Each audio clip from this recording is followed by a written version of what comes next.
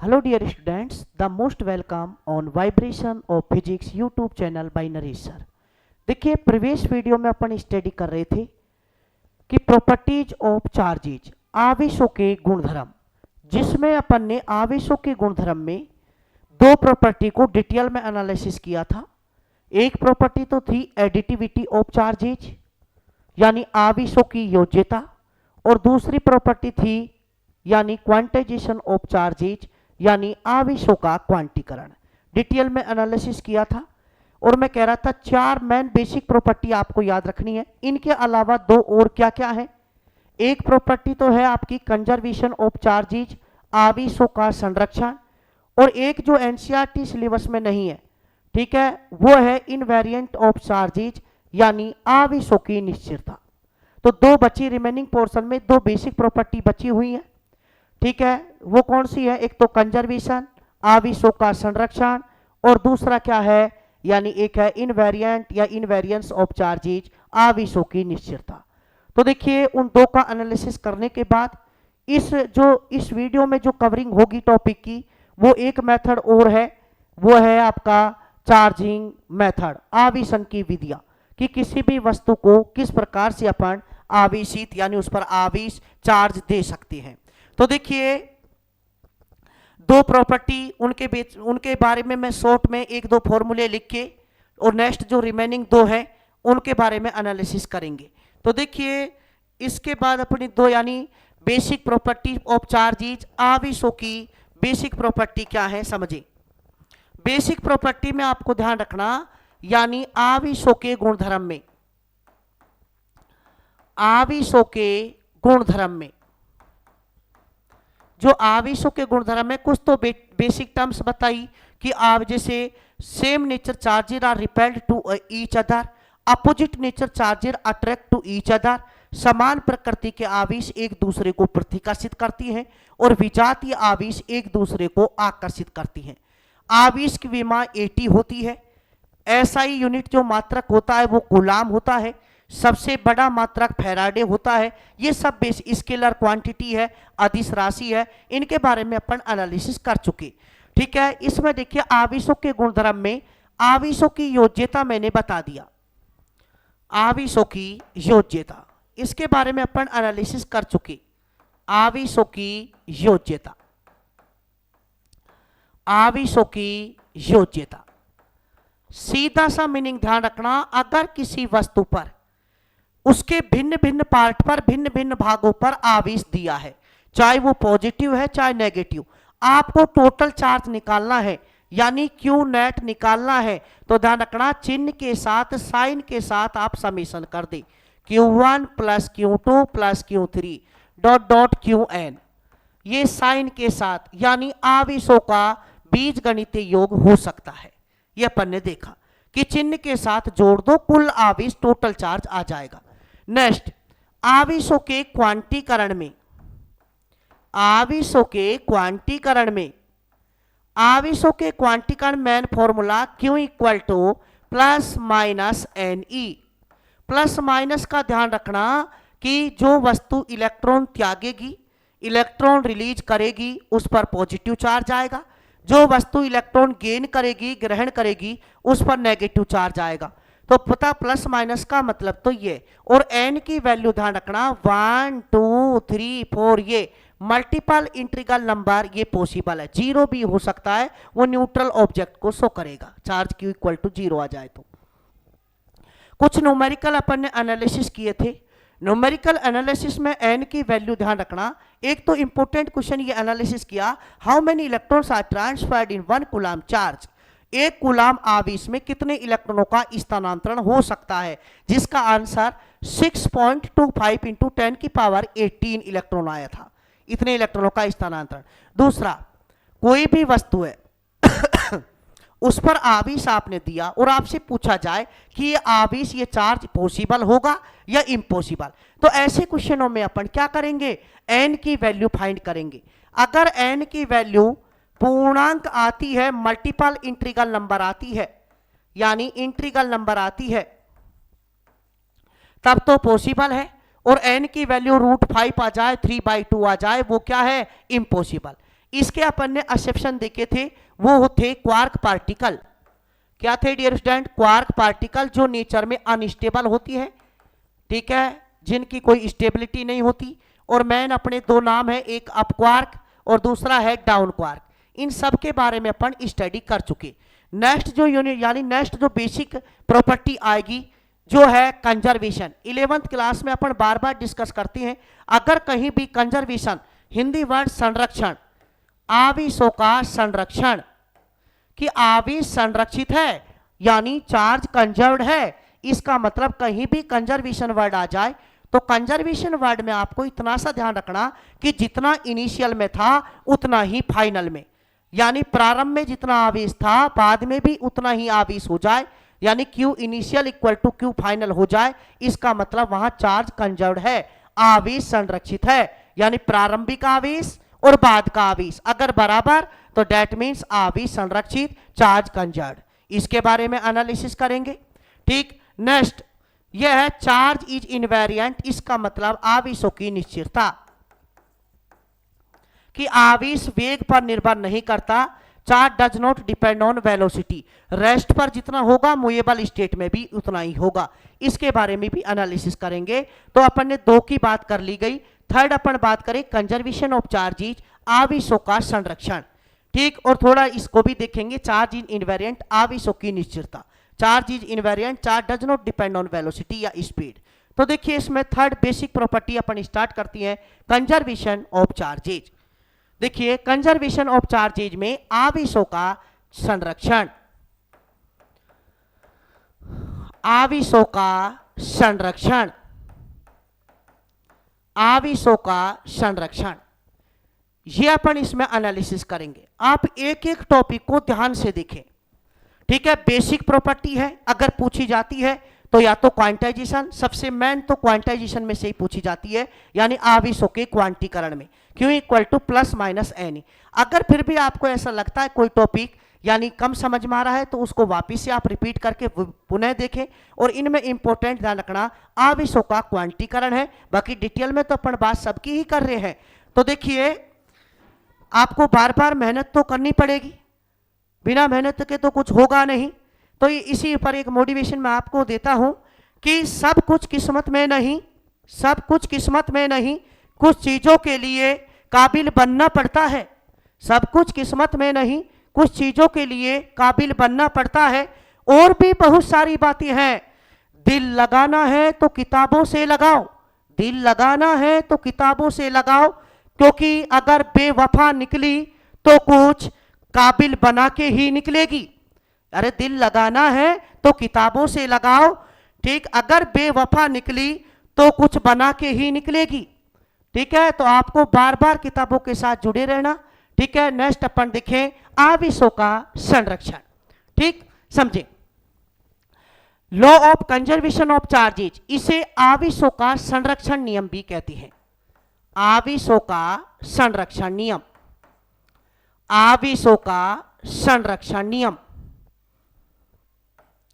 आवेशों का संरक्षण नियम। सीधा सा मीनिंग है कि कोई भी आपने प्रोसीजर किया, कोई भी प्रक्रिया की बात की, अगर वहां Q initial, Q I equal to Q final, अगर कहीं ये सेटिस्फाइड हो रहा है, यानी इनिशियल में चार्ज, प्रारंभ में आवेश, एग्जाम्पल भी देंगे, प्रारंभिक आवेश इक्वल टू अगर अंतिम बाद में आवेश बाद में आवेश, अगर ये कंडीशन सेटिस्फाइड होती है, initial charge equal to final charge, initial charge equal to final charge, अगर ये कंडीशन आपको मिल जाए कि कहीं भी चार्ज में कोई डिस्टरबेंस नहीं हुआ, चार्ज में कोई भी डिस्टरबेंस नहीं हुआ, जितना प्रारंभ में था उतना ही बाद में है, तो इसका मतलब चार्ज इज कंजर्व्ड, यानी आवेश संरक्षित है।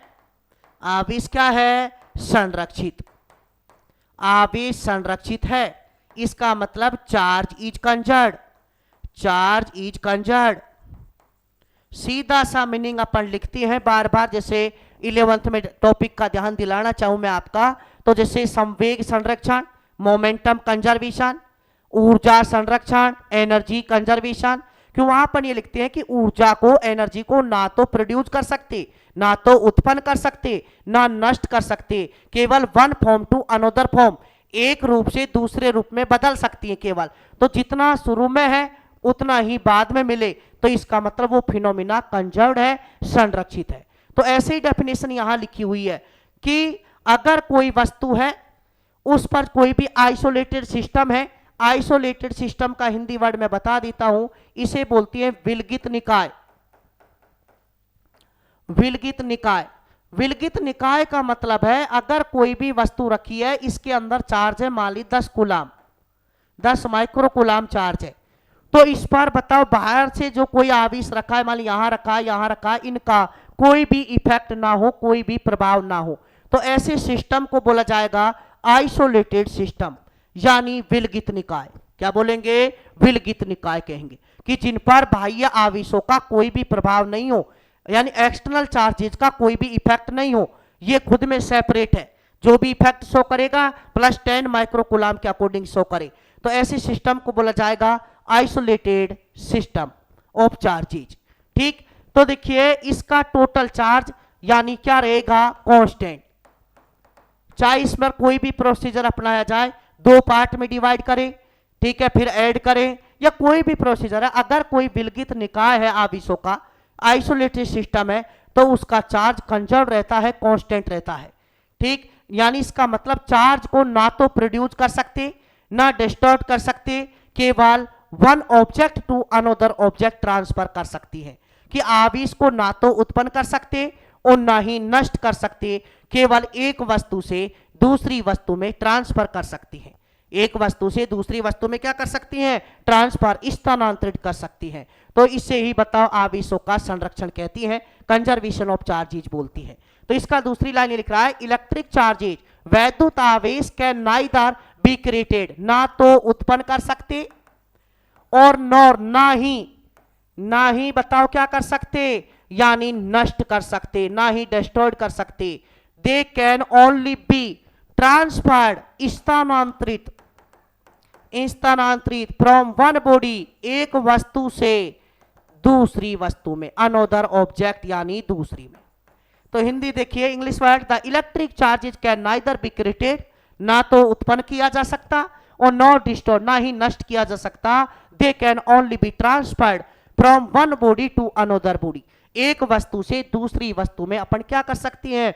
स्थानांतरित कर सकती हैं। क्या कर सकती हैं? स्थानांतरित। इसका मतलब यह है कि जितना Q initial equal to Q final, प्रारंभिक अवस्था में आवेश इक्वल टू यानी फाइनल यानी बाद में आवेश अगर सेम मिलता है, प्रारंभ में और बाद में कि आवेश है वो दोनों Q initial equal to Q final equal to constant भी लिख सकती है। तो इसे कहती है प्रारंभिक आवेश इक्वल टू बता बाद में आवेश, ये कह दी, या initial charge equal to final charge. तो इसका मतलब आवेश क्या है? संरक्षित है, यानी चार्ज इज कंजर्व्ड। तो कोई भी प्रोसीजर है, ना तो चार्ज को अपन प्रोड्यूस कर सकते, ना तो उत्पन्न कर सकते और ना ही नष्ट कर सकते, केवल one object to another object, एक वस्तु से दूसरी वस्तु में स्थानांतरित कर सकती है, यानी Q initial equal to Q final, that means conservation of charges. इसका मतलब आवेश संरक्षित रहता है। क्या रहता है? आवेश संरक्षित, चार्ज इज कंजर्व्ड। जैसे अपन बात करना चाहे कुछ बेसिक एग्जांपल देखिए, इसके ध्यान दें, उसमें अपन को और भी नॉलेज मिलेगी बेसिक एग्जांपल में। तो आपको तो कहीं भी देखो प्रूव ये करना है Q initial equal to Q final, अगर ये कहीं सेटिस्फाइड हो जाता है, दैट मींस चार्ज क्या है भाई? कंजर्व्ड, यानी आवेश संरक्षित है। आवेश क्या है? संरक्षित, दैट मींस कंजर्व्ड है। आवेश संरक्षित यानी चार्ज कंजर्व्ड है। तो देखिए, अगर अपन बात करना चाहें कि कोई भी प्रोसीजर में, जैसे अपन बात करें यूरेनियम बाण में 235, जैसे यूरेनियम बाण में 235, ठीक है, इसको जब इस पर एक न्यूट्रॉन को बम्बर्ड कराया जाता है, एक न्यूट्रॉन की बौछार कराई जाती है इस पर, किस पर? भारी नाभिक है, हैवी न्यूक्लियाई है, देखो 235, तो जब इस पर एक न्यूट्रॉन को बम्बर्ड कराया जाता है तो ध्यान रखना ये ब्रेक हो जाता है, या तो थोरियम में ले लें और हीलियम पार्टिकल निकाल दें, या बताओ बेरियम और क्रिप्टॉन में। बेरियम प्लस किस में होगा? क्रिप्टॉन में। और इसके साथ ध्यान रखना 3 न्यूट्रॉन निकलती है, 3 0 and 1। न्यूट्रॉन को 0 and 1 से शो करती है।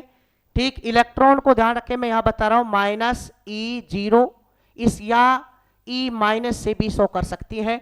और अगर पॉजिट्रॉन की बात करें, ध्यान दे भाई, पॉजिट्रॉन, प्रोटॉन नहीं, पॉजिट्रॉन, पॉजिट्रॉन ये होता है +1 E0 या E+ से शो करती है, समझे? प्रोटॉन नहीं, पॉजिट्रॉन। और ये है इलेक्ट्रॉन। फर्क समझे कि इलेक्ट्रॉन और जब प्रोटॉन की बात होती है, इलेक्ट्रॉन और प्रोटॉन की बात होती है, तो दोनों पर चार्ज का परिमाण मैग्नीट्यूड सेम, लेकिन मास दोनों का अलग अलग। इलेक्ट्रॉन का मास 10⁻³ kg में आता है और प्रोटॉन का मास -27 kg में आता है। लेकिन अगर बात करें पॉजिट्रॉन की, किसकी बात करें? पॉजिट्रॉन, तो ध्यान रखना इन पर चार्ज का मैग्नीट्यूड, इस पर माइनस इस पर प्लस, दोनों पर सेम, यहां तक ठीक है। इसके बाद इसका मास और इसका मास, दोनों का मास सेम होता है, जबकि पॉजिट्रॉन का मास इलेक्ट्रॉन के मास के इक्वल नहीं होता। ठीक, यानी पॉजिट्रॉन का मास होगा ना, वो किसके मास के इक्वल होगा? इलेक्ट्रॉन का मास के इक्वल होगा, यानी दोनों का द्रव्यमान भी क्या होगा? सेम।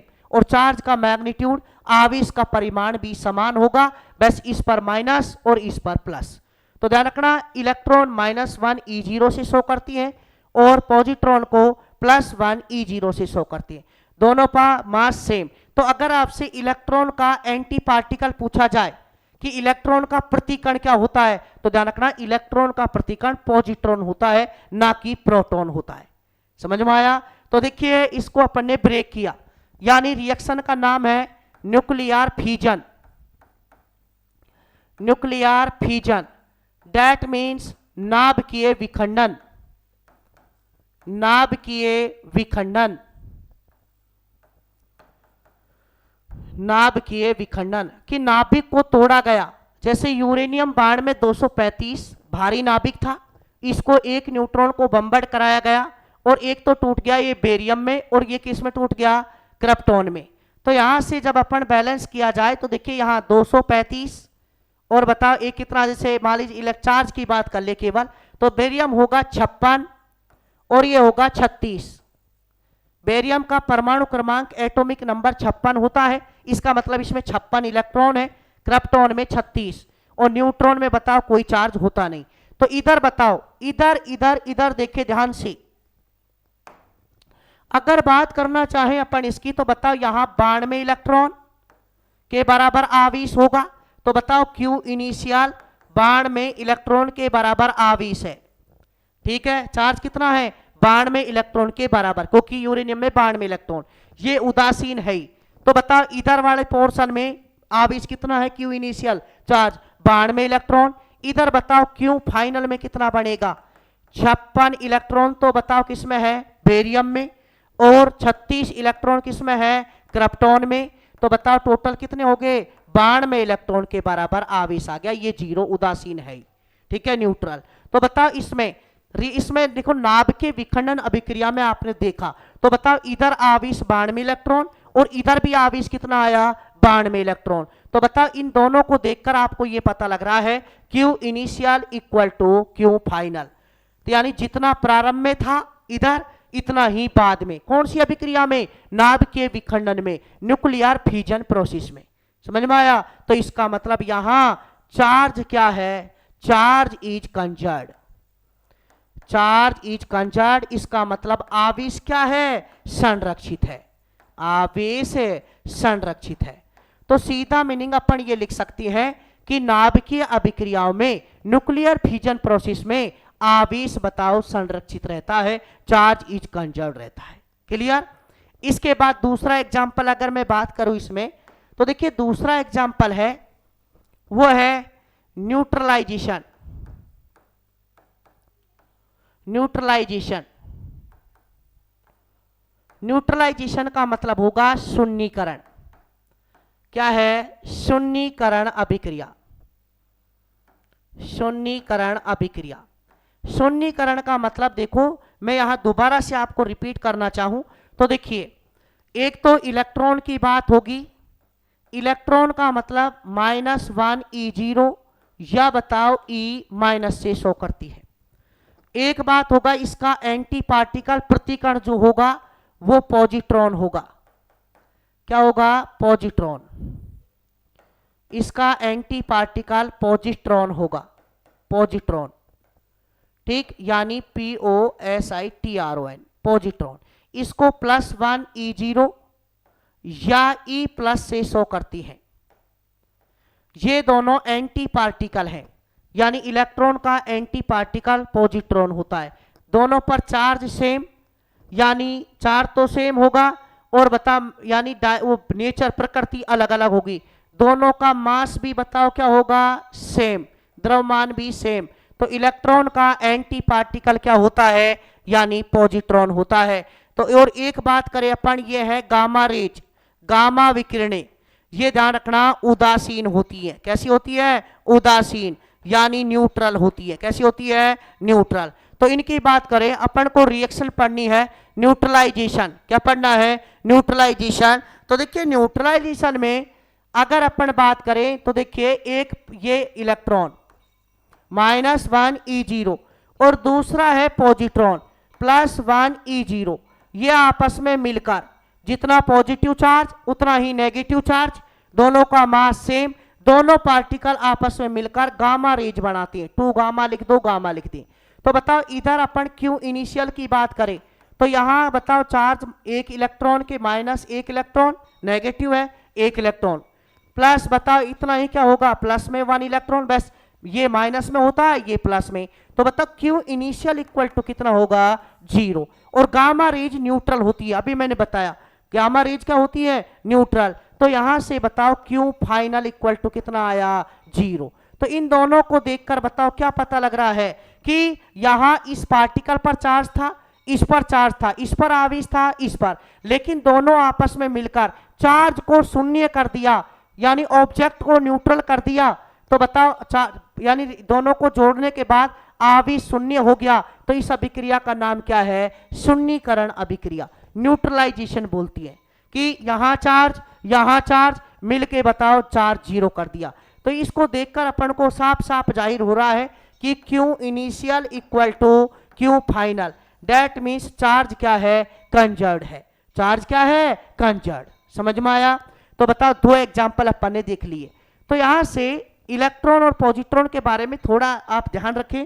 इलेक्ट्रॉन का एंटी पार्टिकल पॉजिट्रॉन होता है, मास दोनों का सेम होगा। आपसे पूछे कि इलेक्ट्रॉन और प्रोटॉन और पॉजिट्रॉन, इनमें ध्यान रखना तीनों में मास का डिफरेंस होता है। मेन तो इन दोनों का मास सेम, लेकिन प्रोटॉन का मास 10 की पावर -27 kg में आता है, और इसका मास 10 की पावर -31, इसका भी 10 की पावर -31। भाई दोनों का मास क्या है? द्रव्यमान क्या है? सेम। समझ में आया? तो एक अपन ने पढ़ा कि कंजर्वेशन ऑफ चार्जेज, चार्ज के कंजर्वेशन में, आवेशों के संरक्षण में सीधा सा ध्यान रखें, आवेश ना तो उत्पन्न होता है ना ही नष्ट होता है, केवल एक ऑब्जेक्ट से दूसरे ऑब्जेक्ट पर ट्रांसफर होता है, स्थानांतरित होता है। इसका मतलब शॉर्ट फॉर्म में क्या याद रखना है? जितना इनिशियल था उतना ही final, Q initial equal to Q final. तो बताओ, चार्ज इज कंजर्व्ड, आवेश संरक्षित है। 2 एग्जाम्पल अपन ने देख लिए। बाकी फ्रैक्शन मेथड भी यही होता है, ठीक है। उसमें भी कहीं भी अपन कोई भी रिएक्शन पढ़े, सीधा सा मीनिंग यह है, कोई भी अभिक्रिया पढ़े, कोई भी मेथड पढ़े, जितना इनिशियल होगा उतना ही फाइनल होगा। तो वहां चार्ज कंजर्व्ड रहेगा, चार्ज यानी आवेश संरक्षित रहेगा। 2 एग्जाम्पल से मैंने इसको समझाया, ठीक। सीधा सा meaning Q initial equal to Q final. Next देखिए, जो एनसीईआरटी सिलेबस में नहीं है फिर भी अपन उसकी स्टडी करेंगे। तो देखिए ध्यान दें, नेक्स्ट है आपका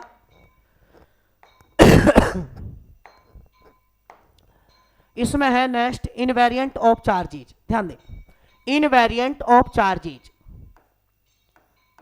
इनवेरिएंट ऑफ चार्जेज,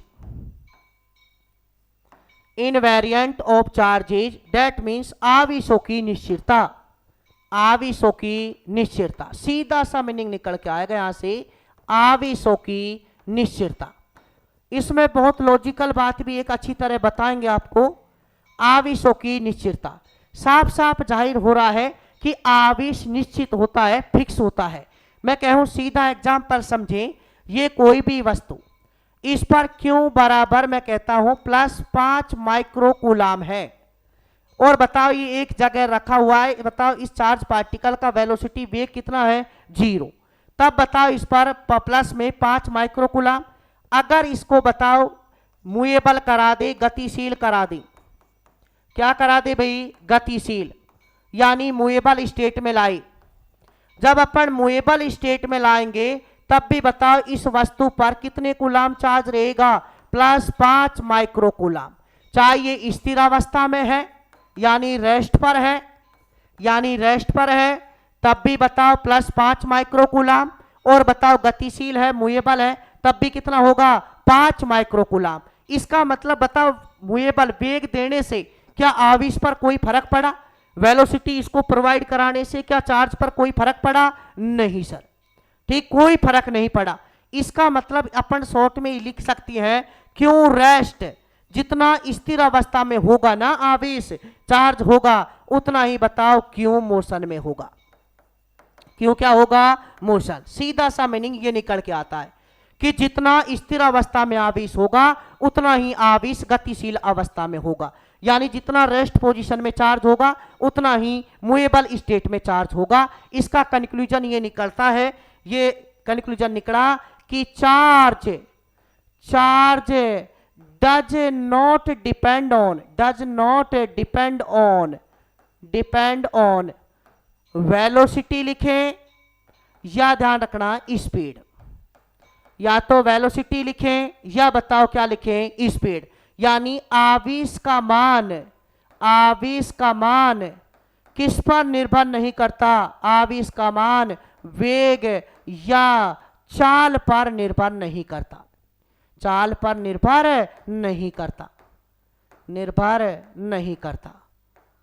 इसी को बताओ आवेशों की क्या कहती है, निश्चितता, इनवेरिएंट ऑफ चार्ज, कि चार्ज इंडिपेंडेंट होता है किससे, वेलोसिटी और स्पीड से, ठीक है, उस पर डिपेंड नहीं करता, यानी जितना रेस्ट पर होगा उतना ही मोशन में होगा। तो बता आवेश का मान वेग या चाल पर निर्भर नहीं करता, यानी charge does not depend on velocity और स्पीड, ठीक, इसे बोलती है आवेशों की निश्चितता।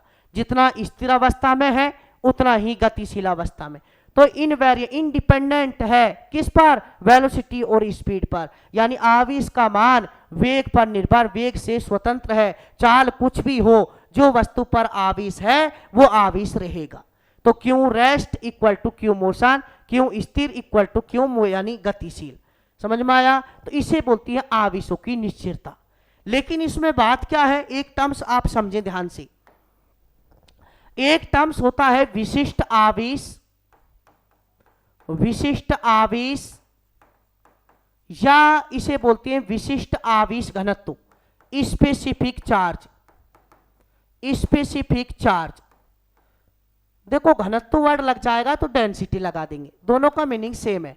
स्पेसिफिक विशिष्ट आवेश, स्पेसिफिक चार्ज, इसका मतलब देखो आवेश होगा ना, आवेश चार्ज क्या होगा भाई, चार्ज। जो चार्ज होगा उसको अपन क्यों से शो करते हैं, ये वेलोसिटी पर कोई मतलब नहीं, कुछ भी वेलोसिटी है, वेग पर निर्भर नहीं करता। लेकिन बात करें अपन विशिष्ट आवेश की, स्पेसिफिक चार्ज की, तो ध्यान दें स्पेसिफिक चार्ज जो होता है वो होता है Q/m, Q/m का जो रेशो होता है इसी को अपन क्या बोलती है, स्पेसिफिक चार्ज या विशिष्ट आवेश। और आवेश का मतलब क्यों, आवेश का मान वेग पर निर्भर नहीं करता, यानी चार्ज का वैल्यू वेलोसिटी और स्पीड पर डिपेंड नहीं होता। लेकिन स्पेसिफिक चार्ज का फॉर्मूला होता है यानी आवेश बटे में द्रव्यमान, आवेश बटे में क्या होगा, द्रव्यमान, यानी चार्ज अपॉन में मास, चार्ज अपॉन में क्या होगा, मास। ध्यान दें आवेश बटे द्रव्यमान यानी चार्ज अपॉन मास होगा। तो अगर वेग में चेंजेज करती है ना, अगर वेग परिवर्तित करती है, ठीक है, v चेंज करती है, यानी वेग या चाल परिवर्तित करती है तो ध्यान रखना ऑब्जेक्ट का मास, मास का मतलब द्रव्यमान परिवर्तित होता है। ठीक है, जब उसे हाई वेलोसिटी प्रोवाइड कराती है, उच्च वेग देती है, तो ध्यान रखना यानी उसका मास, उसका द्रव्यमान क्या होगा, चेंज होगा। उसका मास या द्रव्यमान क्या होगा, चेंज। तो बताओ जब वेलोसिटी चेंज होने से, चाल या वेग बदलने से क्या आवेश का मान बदलेगा, नहीं, नहीं। ठीक, लेकिन जब वेग बदलेगा तो बताओ मास बदलेगा, क्या बदलेगा, मास, द्रव्यमान बदलेगा, द्रव्यमान बदलेगा, एम बदलेगा, तो बताओ क्यू बाई एम का रेशो क्या होगा, चेंज होगा। तो बताओ विशिष्ट आवेश, स्पेसिफिक चार्ज बताओ क्या हो जाता है, बदल जाता है, चेंज हो जाता है, यानी चेंज हो जाएगा, क्या हो जाएगा, चेंज। लेकिन आवेश का मान, चार्ज की वैल्यू चेंज नहीं होगी, विशिष्ट आवेश स्पेसिफिक चार्ज बदल जाता है। अगर अपन फॉर्मूला करें कि ये मास द्रव्यमान किस प्रकार परिवर्तित होगा, तो उसके लिए फॉर्मूला लिया जाता है m equal to M naught upon under root 1 minus V square upon C square. Term समझिए, अगर कोई भी वस्तु है, कोई भी आवेशित वस्तु है, चार्ज पार्टिकल है, उसको v वेलोसिटी दी गई, बताओ कितनी वेलोसिटी, देखो v का मतलब वेग, c का मतलब प्रकाश का वेग, लाइट वेलोसिटी, m नॉट है इसका रेस्ट मास, m नॉट बोलती है रेस्ट मास, यानी विराम द्रव्यमान कहती है। विराम द्रव्यमान का मतलब है जब वस्तु एक जगह स्थिर अवस्था में रखी है तब उसका द्रव्यमान कितना था, इसे रेस्ट मास यानी विराम द्रव्यमान कहेंगे। और गतिशील अवस्था में द्रव्यमान क्या होगा, m। तो देखिए साफ साफ जाहिर हो रहा है फॉर्मूले से, अगर v को चेंज करेंगे तो बता v को चेंज करेंगे तो ये पूरा रेशो क्या होगा, चेंज। तो बता इस रेशो चेंज होने से m जो मूवेबल मास है, गतिशील आवेश है, वो भी बताओ m भी क्या होगा, चेंज। और जब m चेंज होगा, m परिवर्तित होगा, तो बताओ आवेश में m आता ही नहीं, किस में आता है m, q बाई m, विशिष्ट आवेश या स्पेसिफिक चार्ज में। तो बताओ जब m चेंज होगा तो बताओ कौन चेंज होगा, स्पेसिफिक चार्ज, घनत्व या डेंसिटी या विशिष्ट आवेश घनत्व परिवर्तित हो जाएगा। तो सीधा कंक्लूजन समझे आप कि अगर मान लीजिए यहां से बात करें अपन कि आवेश की बात की जाए, चार्ज की बात की जाए, आवेश चार्ज की बात करें, आवेश यानी चार्ज की बात की जाए, तो ध्यान दें चार्ज जो क्यू है वो वेलोसिटी से कोई भी मतलब नहीं, बताओ उसे वेग से कोई मतलब नहीं, ठीक। लेकिन अगर विशिष्ट आवेश की बात करें, किसकी बात करें, विशिष्ट आवेश, विशिष्ट आवेश की बात करें तो वो होगा स्पेसिफिक चार्ज की बात करें, स्पेसिफिक चार्ज या स्पेसिफिक चार्ज डेंसिटी, ये होता है Q बाई एम का रेशो। ये बताओ किस पर डिपेंड करता है, किस पर डिपेंड करता है, डिपेंड ऑन स्पीड लिखें या बताओ वेलोसिटी, वेलोसिटी यानी किस पर, चाल या वेग पर निर्भर करता है, चाल या किस पर निर्भर करेगा, वेग पर निर्भर करेगा, समझ में आया। और ये चाल और वेग पर निर्भर नहीं करता, तो इसे बोलती है आवेशों की निश्चितता, कि आवेश का मान निश्चित होता है, ये वेग पर और चाल पर निर्भर नहीं करता, कि वो इंडिपेंडेंट होगा वेलोसिटी और स्पीड से। तो इसमें एक टर्म्स अपन ने और ऐड करी, स्पेसिफिक चार्ज डेंसिटी, विशिष्ट आवेश या विशिष्ट आवेश घनत्व। अगर आपसे कहूं, मैं कहता हूं क्वेश्चन फॉर्म में लेना चाहूं कि इलेक्ट्रॉन का विशिष्ट आवेश घनत्व, विशिष्ट आवेश घनत्व ज्ञात करें, यानी स्पेसिफिक चार्ज डेंसिटी। तो बताओ सीधा Q बाई एम, इलेक्ट्रॉन के लिए है तो इलेक्ट्रॉन पर चार्ज 1.6 इंटू 10 की पावर -19, अपॉन में मास कितना 9.1 इंटू 10 की पावर -31 कूलाम पर केजी इसका यूनिट हो जाएगा, क्योंकि ऊपर चार्ज कूलाम में और मास द्रव्यमान केजी में हो जाएगा। जो भी वैल्यू आएगी वो इसका विशिष्ट आवेश या विशिष्ट आवेश घनत्व हो जाएगा।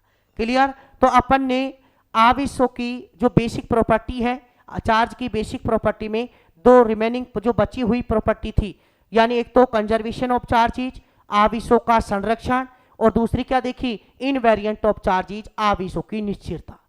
क्लियर। तो मैं उम्मीद करता हूं दोनों आपको समझ में आई होंगी, ठीक। बाकी फिर भी आप कोशिश करें, ठीक है, एक बार समझ में नहीं आता, दो बार समझे, दो बार नहीं आता, तीन बार समझे, बार बार एक बार तो समझना आपको जरूर पड़ेगा ही। ठीक है, वैसे आप देखिए कि ओवरव्यू देखने से एक एक प्रॉपर्टी आपको समझ में आ जाएगी, बाकी मैं ठीक ढंग से आपको एनालिसिस करा रहा हूं। ठीक है, तो देखिए वैसे ही आपको कोई चीजें फिजिक्स में एनालिसिस करें तो बार बार उसको ढंग से देखें। सीधा सा मीनिंग यह है कि बरसात से मुलाकात यूं ही नहीं होती, बरसात से मुलाकात यूं ही नहीं होती, धरती को धूप में जलना पड़ता है, धरती को धूप में जलना पड़ता है, शोहरत के शिखर चढ़ने के लिए कई बार घुटनों के बल चलना पड़ता है। ठीक, शोहरत के शिखर चढ़ने के लिए कई बार घुटनों के बल चढ़ना पड़ता है। दैट मीन्स आपको एक एक प्रॉपर्टी का बार बार ठीक ढंग से एनालिसिस करना है। आगे डेरिवेशन भी स्टार्ट होंगे, उन डेरिवेशन वाले पोर्शन में डायरेक्शन भी होगी। ठीक है, किस प्रकार से मैग्नीट्यूड लेना है, तो आपको ऐसी कोई ये नहीं कि भाई हमारी समझ में कम आ रहा है, ज्यादा आ रहा है, आप सुटेबल वे में पढ़ते जाएं। ठीक है, नेक्स्ट अपन दो प्रॉपर्टी के बारे में बात की करी। नेक्स्ट जो टॉपिक होगा इसमें वो है आवेशन की विधियां, चार्जिंग मेथड। क्या होगा भाई? Charging method. समझिए, आवेशन की विधियां, चार्जिंग मेथड के बारे में अपन बात करेंगे। तो देखिए चार्जिंग मेथड में तीन टाइप होंगे, ध्यान दें। चार्जिंग मेथड में आपके, या मैं लिख रहा हूं चार्जिंग मेथड, एनसीईआरटी ने केवल एक मेथड को अपन को यानी इसमें रखा है सिलेबस में, बाकी को रिमूव कर दिया। बाकी दो के लिए दो इसके लिए चार्जिंग मेथड के लिए आपको नॉलेज भी ध्यान रखना। चार्जिंग मेथड, चार्जिंग मेथड, ध्यान दे भाई, चार्जिंग मेथड का मतलब क्या होगा? चार्जिंग मेथड यानी आवेशन की विधियां, आवेशन की विधियां, आवेशन की विधियां। ध्यान दे भाई, अब फर्स्ट टर्म्स ये चार्जिंग क्या होता है, आवेशन क्या होता है। सीधा सा मीनिंग है, ये कोई भी वस्तु है, अगर इस पर आवेश का मान 0 है, दैट मीन्स मैंने बता रखा है इसमें number of electrons equal to number of proton, यानी इलेक्ट्रॉनों की नंबरिंग किसके इक्वल होगी? प्रोटॉनों की संख्या के बराबर होगी। तो total charge Q net equal to 0, तो ये वस्तु उदासीन होगी। क्या होगी? उदासीन, यानी न्यूट्रल। अब इस पर कोई भी ऐसा मेथड लगाएं कि इस पर चार्ज आ जाए, चार्ज आ जाए, चार्ज आ जाए, आवेश उत्पन्न हो जाए, आवेश उत्पन्न हो जाए, तो बताओ ये वस्तु पहले उदासीन थी, न्यूट्रल थी। कोई भी ऐसा प्रोसीजर अपनाया जिसमें ये वस्तु आवेशित हो गई, तो बताओ इस वस्तु को जो आवेशित करने की प्रक्रिया है वो तो आवेशन की विधियां हो गई। कौन सा मेथड लगाया? और बताओ जो विधि है कि कोई भी उदासीन वस्तु पर, न्यूट्रल ऑब्जेक्ट पर कि आवेश की प्रेजेंटनेस शो कर देना, आवेश की उपस्थिति दर्ज कर देना, उस पर आवेश ला देना, बताओ क्या कहलाएगा? आवेशन होता है।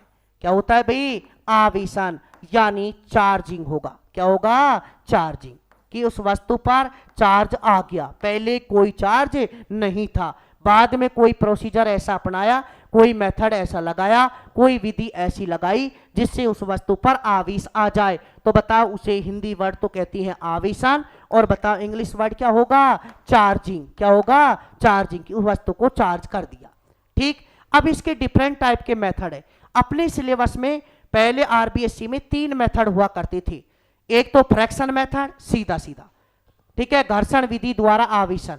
दूसरा था कंडेंसन यानी चालन विधि द्वारा, और एक था इंडक्शन प्रेरण विधि द्वारा। एक एक को ढंग से अपन एनालिसिस करेंगे। सीधा मीनिंग समझें, यहां से फर्स्ट है चार्जिंग, चार्जिंग बाई रबिंग लिखें या फ्रैक्शन लिखें, दोनों वर्ड चलती हैं। रबिंग का मतलब भी रगड़ना होता है और फ्रैक्शन का मतलब आपस में रगड़ना ही होता है, फ्रैक्शन। या बताओ रबिंग, क्या लिख सकती है? रबिंग। समझे, यानी घर्षण विधि द्वारा। कौन सी विधि द्वारा? घर्षण विधि द्वारा, घर्षण विधि द्वारा आवेशन। घर्षण विधि द्वारा आवेशन। दूसरा होगा, वो दूसरा मेथड है charging by condensation. Charging by condensation यानी चालन विधि द्वारा, चालन विधि द्वारा आवेशन, इसके बारे में स्टडी करेंगे। और तीसरा जो है, तीनों को मैं करा देता हूं, ठीक, बाकी इसमें अपना एक दो पोर्शन बचा है, यानी charging by induction. Charging by induction यानी यह है प्रेरण विधि द्वारा। कौन सी विधि द्वारा? प्रेरण विधि द्वारा आवेशन। तीनों को एक एक करके पढ़ेंगे। पहले इसका ओवरव्यू समझें। चार्जिंग बाय फ्रैक्शन, दो वस्तुओं को आपस में रबड़ किया जाएगा, रगड़ा जाएगा। तो ध्यान रखना, रगड़ने से, फ्रैक्शन करने से, रबिंग करने से एक वस्तु, एक ऑब्जेक्ट इलेक्ट्रॉन देता है, दूसरा इलेक्ट्रॉन लेता है, और जो देता है वो पॉजिटिव और जो लेता है वो नेगेटिव बता रखा है।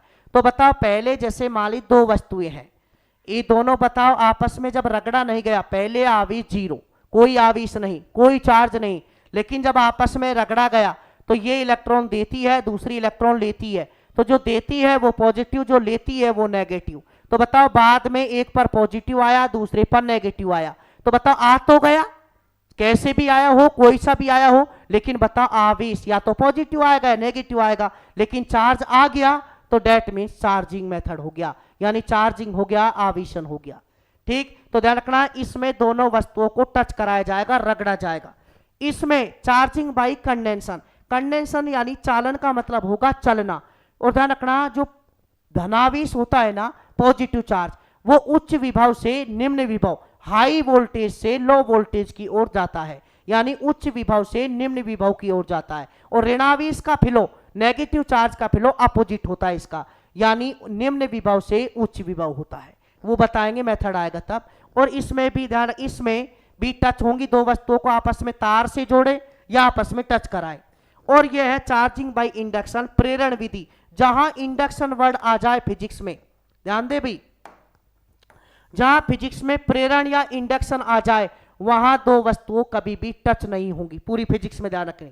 केवल एक के द्वारा यानी दूसरी यानी इंडक्ट होगी, यानी उसमें प्रेरित हो जाएगी, प्रेरित होके उस पर कुछ फिनोमिना शो करेगी। तो तीन मेथड है, चार्जिंग बाय फ्रैक्शन या रबिंग, घर्षण विधि द्वारा आवेशन, चार्जिंग मतलब समझ में आ गया होगा, चार्जिंग बाय कंडेंसन, चालन विधि द्वारा आवेशन, और तीसरा है चार्जिंग बाय इंडक्शन, प्रेरण विधि द्वारा आवेशन। तो एक एक की अपन स्टडी करना चाहें तो देखिए एक एक की स्टडी करती है। फर्स्ट अपन बात करें चार्जिंग बाय फ्रैक्शन, घर्षण विधि, यानी घर्षण विधि द्वारा यानी क्या होगा, आवेशन। तो इसमें कह रहा है कि two bodies are rubbed together, एक वस्तु को दूसरी वस्तु से रगड़ा जाए, क्या किया जाए, रगड़ा जाए। तो एक वस्तु इलेक्ट्रॉन देती है, जैसे ये दो वस्तु हैं, ये दो वस्तुएं, ठीक, इस पर आवेश बताओ कितना है, जीरो, इस पर भी चार्ज कितना है, जीरो।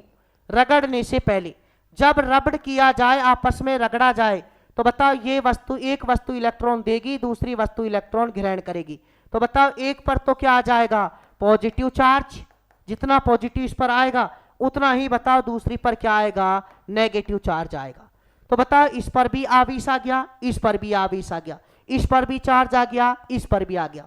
जैसे मैं एग्जाम्पल की बात करूं तो अपन ने दो गिलास रोड ली थी, या बताओ एक गिलास रोड, कांच की छड़ और रेशम का कपड़ा, पहले दूर दूर थे, रगड़े नहीं थे, तो इस पर भी जीरो था चार्ज, इस पर भी जीरो, लेकिन रबड़ किया गया तो कांच की छड़, ग्लास रोड पॉजिटिव हो गई और सिल्क क्लॉथ, रेशम का कपड़ा नेगेटिव हो गया। तो वो भी बताओ एक घर्षण विधि द्वारा आवेशन था, यानी चार्जिंग बाय फ्रैक्शन मेथड था।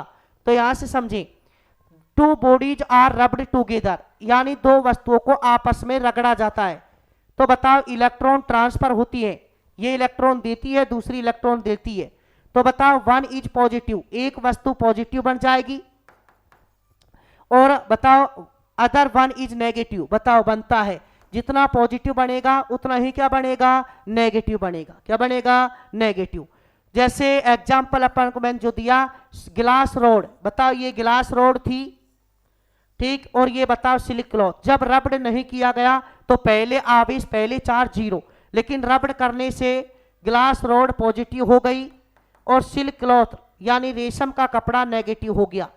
तो बताओ आवेश आ गया।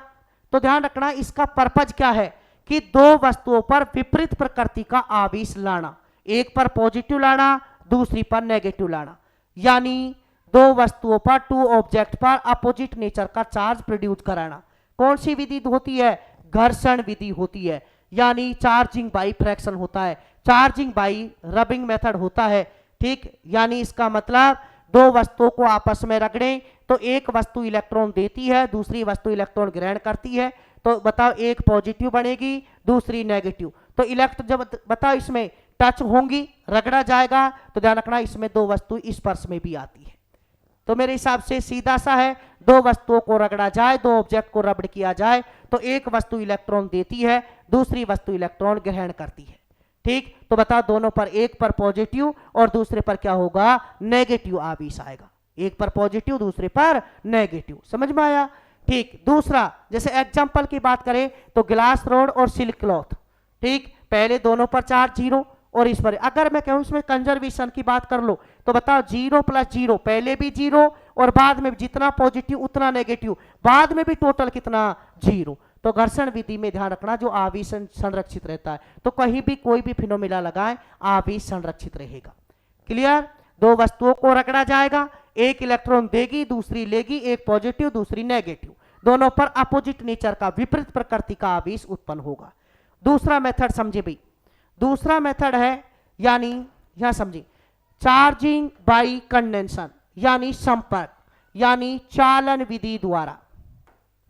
कौन सी विधि द्वारा, चालन विधि द्वारा आवेशन, चालन विधि द्वारा आवेशन। ध्यान समझना, कई बार ये बीच बीच में काम आएगा अपना, ये समझे। चालन विधि द्वारा आवेशन कैसे करती है कि आवेश चल के जाता है, आवेश कैसे जाता है, चल के। एक मैं बता दूं यही, अगर धनावेश का फ्लो देखना है, धनावेश यानी पॉजिटिव चार्ज का फ्लो देखना है तो ये होता है हाई पोटेंशियल। हाई पोटेंशियल का मतलब होता है उच्च विभव, उच्च विभव, उच्च विभव। टर्मिनल से ध्यान रखना निम्न यानी लो पोटेंशियल की ओर होगा, लो पोटेंशियल यानी निम्न विभव।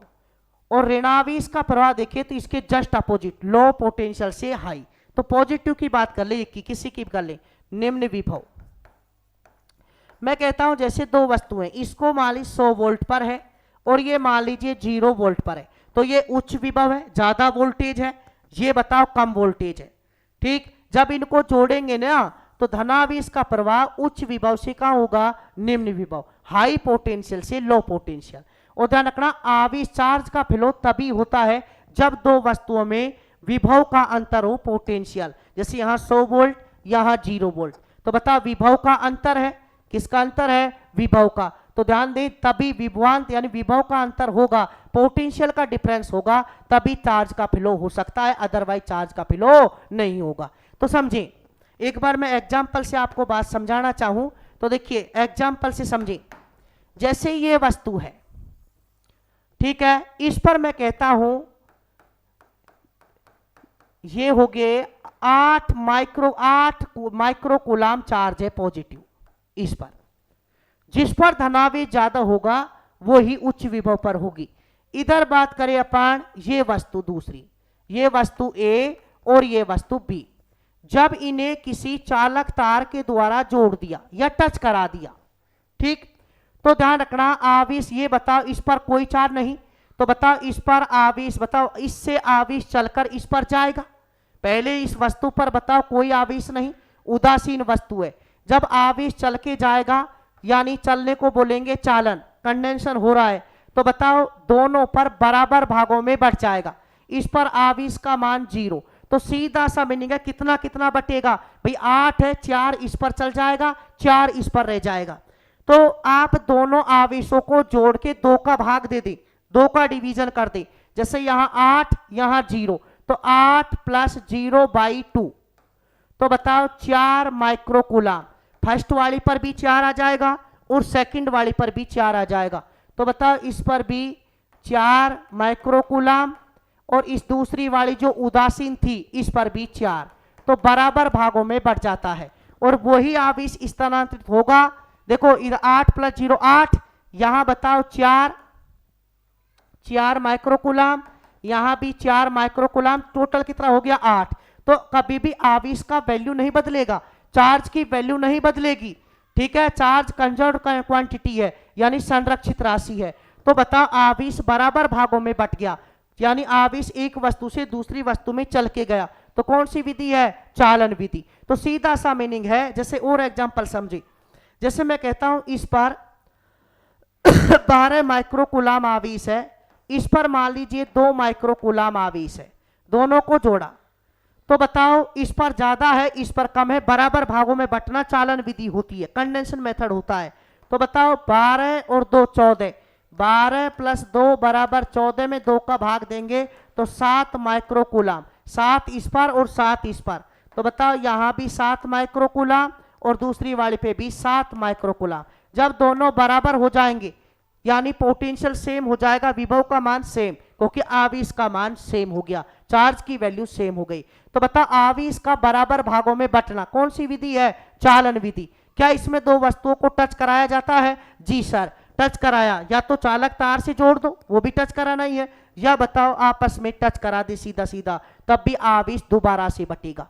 बताओ पहले अलग अलग आवेश है, दोबारा से बटेगा, बराबर हो जाएगा, इसे रीडिस्ट्रीब्यूशन ऑफ चार्जेज भी कहती है, आवेशों का पुनर्वितरण भी कहती है।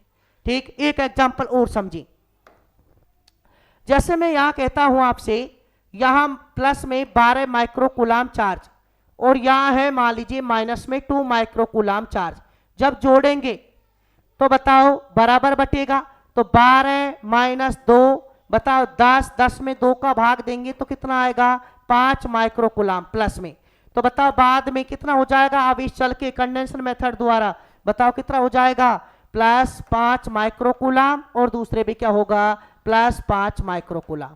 तो आवेश का बराबर भागों में बंटना कौन सा मेथड है, चालन विधि होती है, कंडेंसेशन मेथड होता है। ठीक, धनावेश का फ्लो धनावेश का फ्लो उच्च विभव से निम्न विभव की होता है, हाई पोटेंशियल से लो पोटेंशियल, और नेगेटिव चार्ज का फ्लो लो से हाई होगा, अपोजिट होगा। ठीक तो देखिए इसमें कुछ बातें स्लाइड में लिखी हुई हैं, देखिए चार्जिंग या चालन विधि द्वारा आवेशन में बताओ charge body touches neutral body, बताओ किसके द्वारा जोड़ दिया, यानी कोई भी वस्तु आवेशित है उसको दूसरी वस्तु से जोड़ दिया जो उदासीन है न्यूट्रल, फिर आवेश बताओ चल के जाएगा, चार्ज फ्लो आवेश का प्रवाह होगा ड्यू टू पोटेंशियल डिफरेंस, विभव का अंतर, उच्च विभव से धनावेश की बात करें तो उच्च से निम्न उच्च से निम्न यानी हाई से लो, हाई से लो होगा, हाई से क्या होगा लो।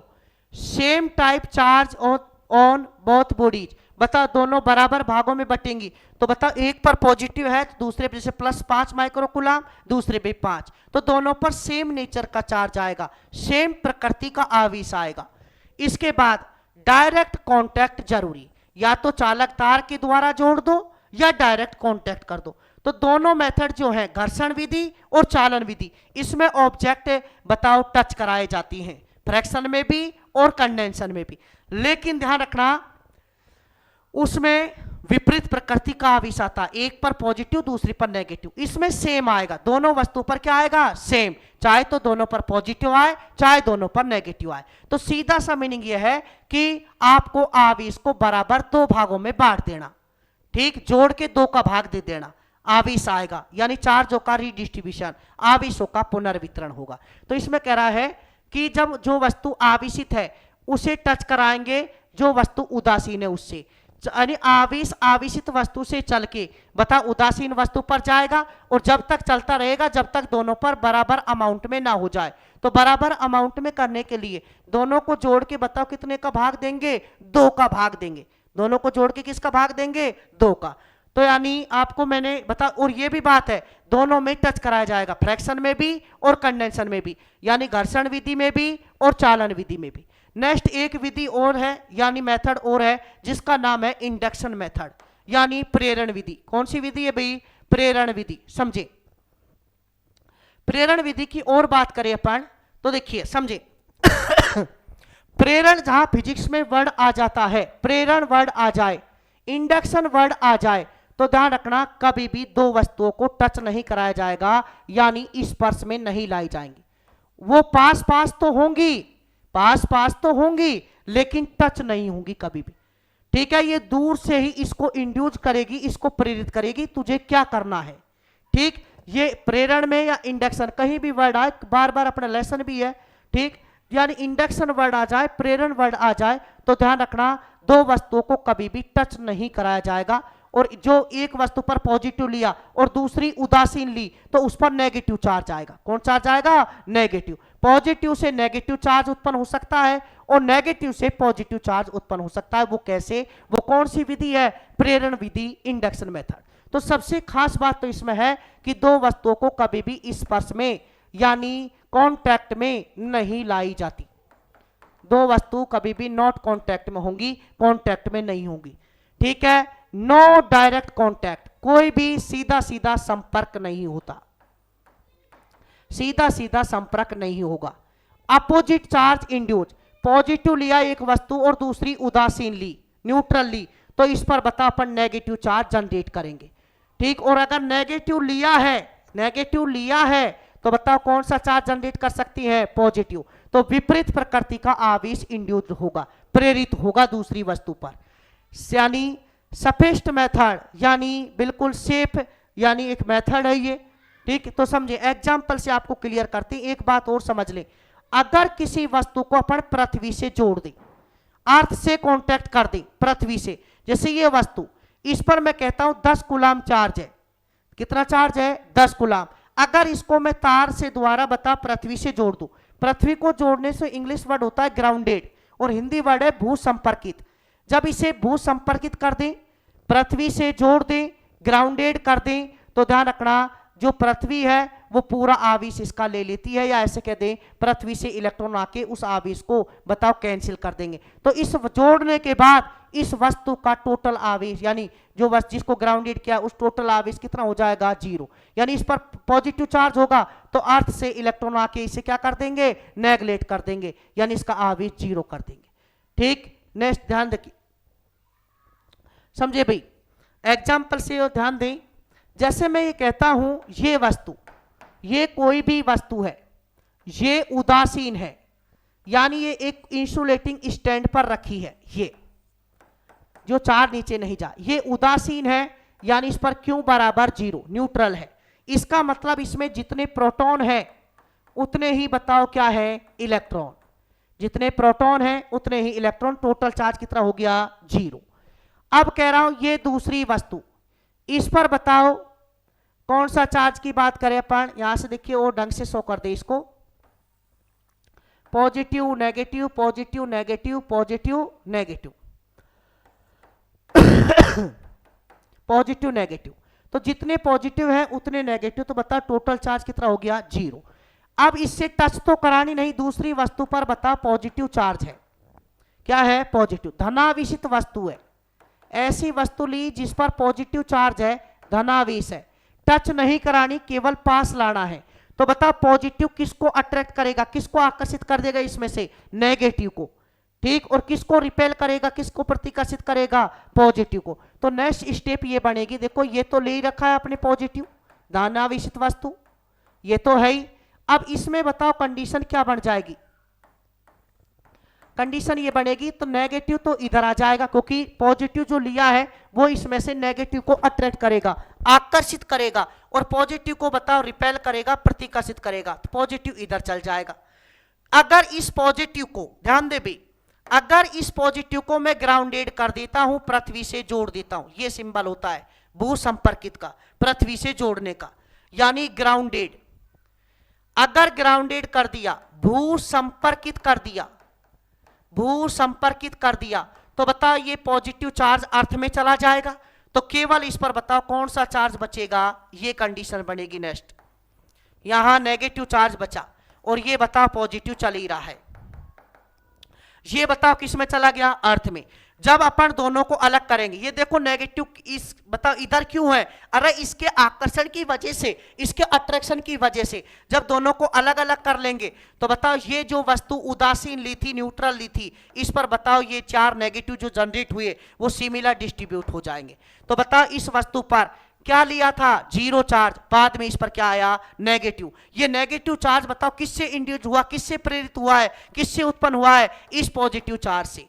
अगर यहां नेगेटिव लोगे तो बताओ इधर पॉजिटिव इधर नेगेटिव, यहां बताओ पॉजिटिव यहां नेगेटिव, नेगेटिव को ग्राउंडेड कर देंगे, नेगेटिव अर्थ में चला जाएगा, पृथ्वी में चला जाएगा, तो बताओ फिर इस पर पॉजिटिव बचेगा।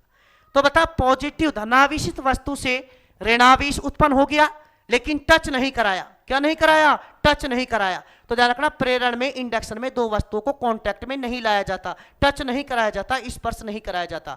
तो पॉजिटिव से बताओ क्या जनरेट कर सकती है बिना टच कराए, नेगेटिव, और नेगेटिव लोगे तो बताओ इस पर क्या आ जाएगा, पॉजिटिव। तो बताओ नेगेटिव के द्वारा क्या जनरेट कर लिया बिना टच कराए, पॉजिटिव। तो इसे बोलती है इंडक्शन मेथड। कौन सा मेथड, इंडक्शन मेथड। तो इस टाइप से बताओ अपन ने 3 मेथड पढ़े। फ्रैक्शन मेथड में टच करा के एक पॉजिटिव दूसरी नेगेटिव, दूसरा यानी चालन विधि कंडेंसन मेथड, उसमें आवेश बराबर भागों में बट गया, ठीक है, आवेश चलका गया, यानी धनावेश का प्रवाह उच्च विभव से कहां हुआ, निम्न विभव की ओर हुआ, हाई पोटेंशियल से लो पोटेंशियल, दोनों आवेश को जोड़कर 2 का भाग दे दो। इसमें ध्यान रखना, पॉजिटिव चल के गया तो दूसरी पर पॉजिटिव, और नेगेटिव चल के गया तो दूसरी पर भी नेगेटिव, वहां सेम नेचर का चार्ज उत्पन्न होता है, समान प्रकृति का। और इंडक्शन में ध्यान रखना, टच नहीं कराया जाएगा, वस्तुएं दूर दूर रहेंगी, पास लाया जाएगा केवल, जिससे बता पॉजिटिव से इंड्यूस्ड कौन सा होगा, नेगेटिव, और नेगेटिव से इंड्यूस्ड क्या होगा, पॉजिटिव। इस टाइप से अपन ने कितने मेथड पढ़े, 3। तो रिमेनिंग जो पोर्शन था, जो इंट्रोडक्शन वाला पोर्शन था, वो अपन ने कंप्लीट कर लिया। चैप्टर का मोस्ट इंपोर्टेंट जो डेरिवेशनल पार्ट है, जहां से चैप्टर की मेन शुरुआत मानी जाती है, जहां से क्वेश्चन अधिकतर बनते हैं, वो है आपका यानी कूलाम्स लॉ। कूलाम्स लॉ की स्टडी डेरिवेशनल पार्ट, ठीक है, अपन नेक्स्ट वीडियो में कवर करेंगे। प्लीज वीडियो को लाइक और शेयर करें, चैनल को सब्सक्राइब करें। Thank you so much.